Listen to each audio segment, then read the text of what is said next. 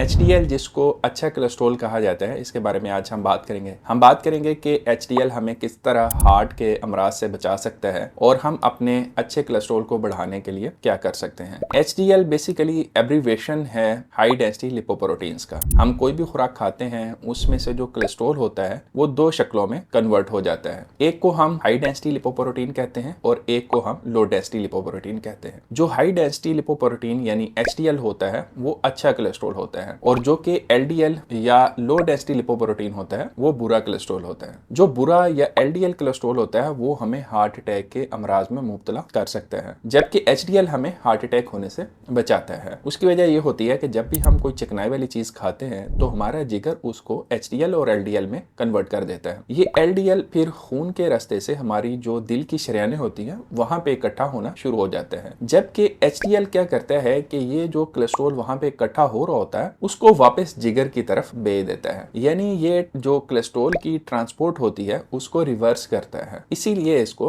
अच्छा कोलेस्ट्रॉल कहते हैं, क्योंकि ये हमारी जो खून की शरियानें होती हैं उसमें से कोलेस्ट्रॉल की मिकदार को कम करता है। इसके अलावा ये एंटीऑक्सीडेंट होता है और एंटी इन्फ्लेमेटरी होता है। उससे फिर जो हमारी खून की शरियानें होती हैं उनकी वियर एंड टियर यानी टूट फूट जो होती है वो कम हो जाती है। इस तरह से भी ये हमें दिल के अमराज से बचाता है। तो ओवरऑल बहुत सारी रिसर्चेज में ये देखा गया है कि जिन लोगों में HDL की मिकदार ज्यादा होती है और LDL की मिकदार कम होती है उन लोगों के अंदर हार्ट अटैक होने के चांसेस काफी ज्यादा कम होते हैं। अगर HDL की नॉर्मल वैल्यू की बात करें तो इसकी जो नॉर्मल वैल्यू होती है वो 40 से लेके 60 के दरमियान में होती है। बहुत ही कम लोगों में 60 से ऊपर ये वैल्यू पाई जाती है। जिन लोगों में 60 से ऊपर वैल्यू होती है उनके अंदर हार्ट अटैक होने के चांसेस और भी कम हो जाते हैं। लेकिन जिन लोगों के अंदर ये वैल्यू 40 मिलीग्राम पर डेसीलीटर से कम होती है उनके अंदर हार्ट अटैक होने के चांसेस बहुत ज्यादा बढ़ जाते हैं। रिसेंटली ये देखा गया है कि सिर्फ अगर हम HDL की वैल्यू को देखें तो ये हमें थोड़ा मिसगाइड कर सकती है। इसलिए अब कोलेस्ट्रॉल को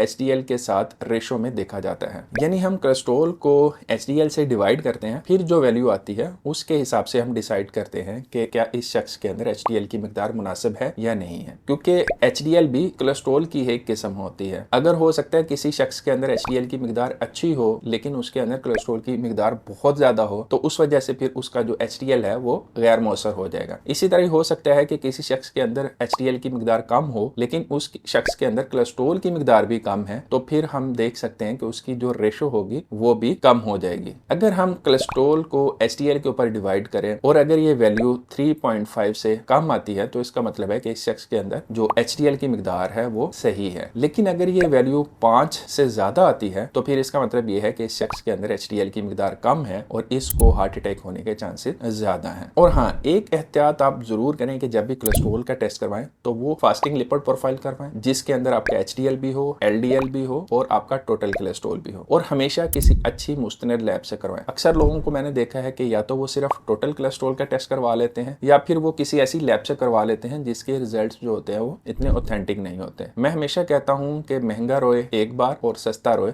बार बार। अगर आप किसी सस्ती लैब से अपना कोई टेस्ट करवा लेते हैं और उसके बाद जो रिजल्ट आता है वो खराब आ जाता है और आपको फिर महंगी दवाइयां भी खानी पड़ेंगी और बिला वजह खानी पड़ेंगी और डॉक्टर की फीस भी आपको भरनी पड़ेगी। तो इसलिए बेहतर है कि आप एक ही दफा किसी अच्छी लैब से अपना टेस्ट करवाएं ताकि अगर आपका टेस्ट ठीक आता है तो आपको किसी दवाई की जरूरत या आपको किसी परेशानी की जरूरत नहीं होगी। चलिए आप बात करते हैं कि हम अपना जो HDL है जिसको अच्छा कोलेस्ट्रॉल कहते हैं उसको कैसे बढ़ा सकते हैं। बेसिकली क्योंकि HDL एक कोलेस्ट्रॉल की ही शक्ल है तो जो भी हम चिकनाई खाएंगे तो उसमें से LDL भी बनेगा, उसमें से HDL भी बनेगा। तो बहुत जरूरी है कि जो भी हम चिकनाई खा रहे हैं, फैट्स खा रहे हैं, वो हेल्दी फैट्स होने चाहिए। ऐसे फैट्स होने चाहिए जिसके अंदर पॉलीसैचुरेटेड और मोनो अनसैचुरेटेड फैट्स की मिकदार ज्यादा हो, उसके अंदर ट्रांस फैट्स बिल्कुल ना हो और उसके अंदर जो सैचुरेटेड फैट्स हैं वो भी ना होने के बराबर हो। फैट्स की मुख्तलिफ इकसाम के ऊपर मैं एक ऑलरेडी वीडियो बना चुका हूँ, उसका मैं लिंक डिस्क्रिप्शन में दे दूंगा जिसमें मैंने तफसील से ये बताया है कि पॉली और मोनो अनसैचुरेटेड फैट्स किन ऑयल्स के अंदर ज्यादा होते हैं और कौन से ऑयल जो है वो आपको इस्तेमाल करने चाहिए। तो नंबर 1 तो ये हो गया कि आपने हेल्दी फैट्स का इस्तेमाल करना है जिसके अंदर पॉली अनसैचुरेटेड और मोनो अनसैचुरेटेड फैट्स की मिकदार ज्यादा हो। सेकंड नंबर पे ये देखा गया है कि ओमेगा 3 भी HDL की मिकदार को बढ़ाता है। इसके आपको ओमेगा 3 फिश ऑयल्स के नाम से मुख्तलिफ ब्रांड्स के ओमेगा 3 मिल सकते हैं, लेकिन ज़्यादा बेहतर है कि आप इसको डाइट के ज़रिए से हासिल करें। ओमेगा 3 को हासिल करने के लिए आप फैटी फिशेस का इस्तेमाल कर सकते हैं, जैसे कि सैल्मन है। लेकिन अगर आप फिश खाना पसंद नहीं करते तो फिर आप वॉलनट्स यानी अखरोट का इस्तेमाल कर सकते हैं, चिया सीड्स का इस्तेमाल कर सकते हैं या फ्लैक्स सीड्स का इस्तेमाल कर सकते हैं। इनके अंदर भी ओमेगा 3 काफ़ी मिकदार में पाया जाता है। इसके अलावा जो हाई फाइबर डाइट्स हैं, जैसे कि सब्ज पत्तों वाली सब्जियां हो गई, सेब हो गए, नाशपाती हो गया, या माल्टे या ऑरेंज की फैमिली के कोई भी फल जो हैं, उनके इस्तेमाल से आप अपने HDL को बढ़ा सकते। और आखिर में अगर कोई रिस्क फैक्टर्स हैं, जैसे कि डायबिटीज है या हाइपरटेंशन है या आप ओवरवेट हैं, तो आपने उसको कंट्रोल करना है। तो आप इन हदायत पे अमल करके आप अपने अच्छे कोलेस्ट्रॉल यानी HDL को बढ़ा सकते हैं और अपने आप को आप हार्ट अटैक जैसे मूजी अमराज से बचा सकते हैं। अगली किसी और वीडियो में फिर मुलाकात होगी। अपना ख्याल रखिएगा। अल्लाह हाफिज़।